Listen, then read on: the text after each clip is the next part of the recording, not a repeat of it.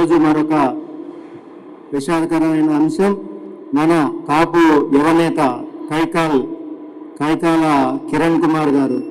వారు దేవీనగర్ విజయవాడలో ఉంటారు. వారు అకాల శరణ్ కుమార్ గారు క్షమించాలి, వారు దేవీనగర్ విజయవాడలో ఉంటారు. వారి అకాల మృతి పట్ల రాష్ట్ర కాపు జేఏసీ సంతాపం ప్రకటిస్తూ ఉంది. అంతేకాకుండా వీరు వేధింపులతో మృతి చెందారని చెప్తా ఉన్నారు. మీరు చూడాలి, ప్రధానంగా రాష్ట్రంలో 25% ఉంటున్నాం. 25% రాష్ట్ర రాజధాని విజయవాడ కాపు గడ్డ అని చెప్పుకుంటున్నాం. ఈ కాపు గడ్డలో కాపు కుటుంబానికి వేధింపని, అకాల మరణమని, వేధిస్తే మృతి చెందారని చెప్పుకుంటా ఉన్నాం.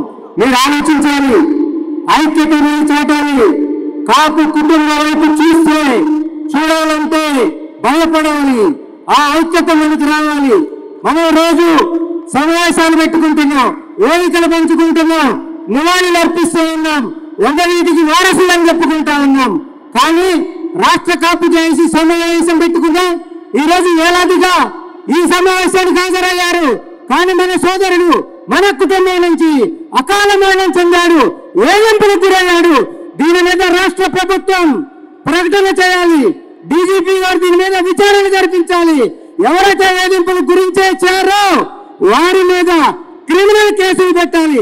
వారి వెనక ఎమ్మెల్యే ఉన్నారా, లేకపోతే అధికార పార్టీ ఉందా, లేకపోతే ప్రతిపక్ష పార్టీ ఉందా, మాకు రాజకీయాల అవసరం.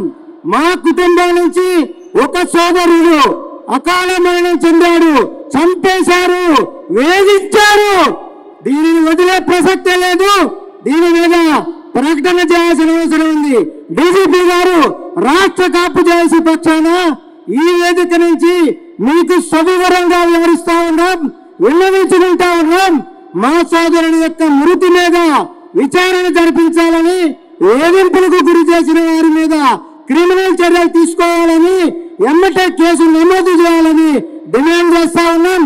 సోదరునికి రాష్ట్ర కాపు జేఏసీ పక్షాన నివాళులు తెలుపుతా ఉన్నాను.